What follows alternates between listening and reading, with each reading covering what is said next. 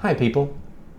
We're partway through a set of videos on research especially for academic essays, but not just limited to that. Anytime you need reliable, accurate facts that you can trust for anything, that could be consumer or citizenship, this is the basic set of techniques.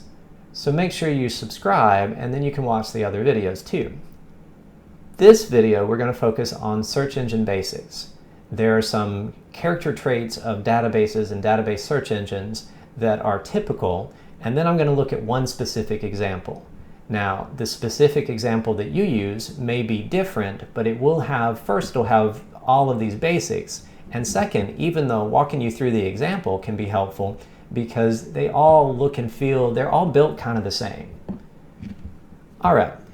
First, why do we even need to fool with any of this? Because we have all these commercial search engines, and they're fabulous, but those aren't necessarily reliable sources.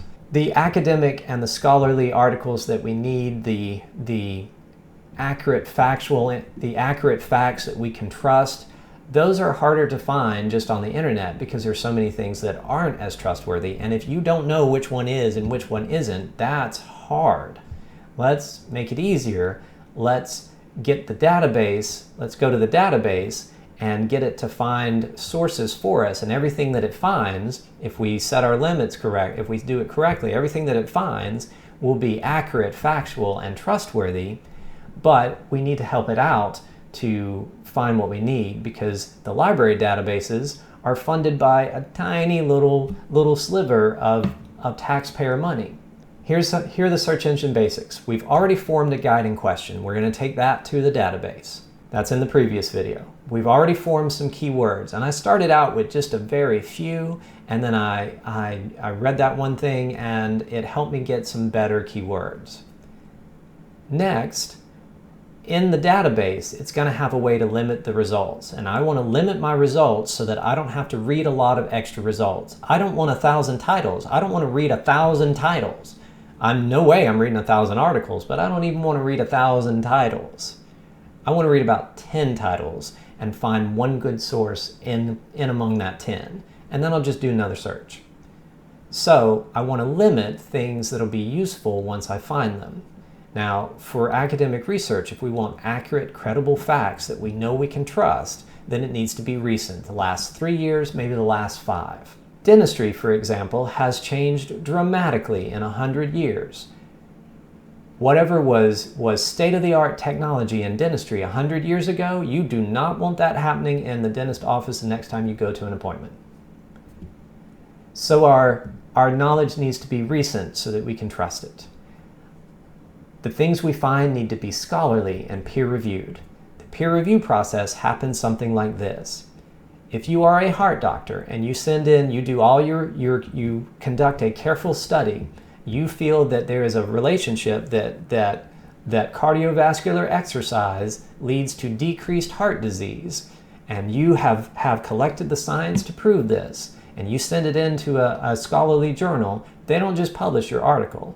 They send it to 3 other heart doctors who study your methods. They study how you set up your study. Did you do the double-blind clinical trial? They study everything about the methods. They look at the results. Do your results make sense from your methods? They look at your conclusions. Do what the conclusions you draw make sense from the data that you got out of the study? And only if all 3 of those peers, other heart doctors, think you have good science, that's when they publish the article. It's still not perfect. It's just the best that humanity can do. That's peer-reviewed. We need that process. We need those kind of facts because that's how we trust it to be accurate.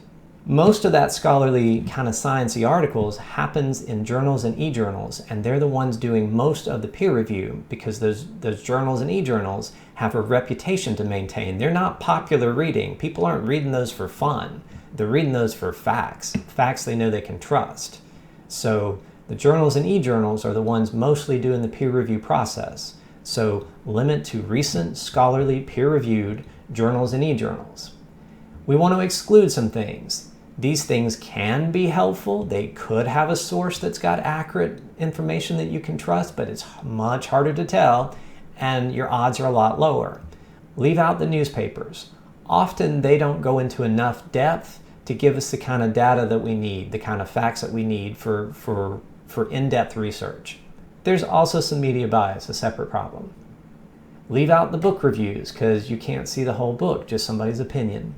Leave out the dissertations. Now, a dissertation is absolutely a scholarly, accurate, factual, recent publication. It's sciencey writing.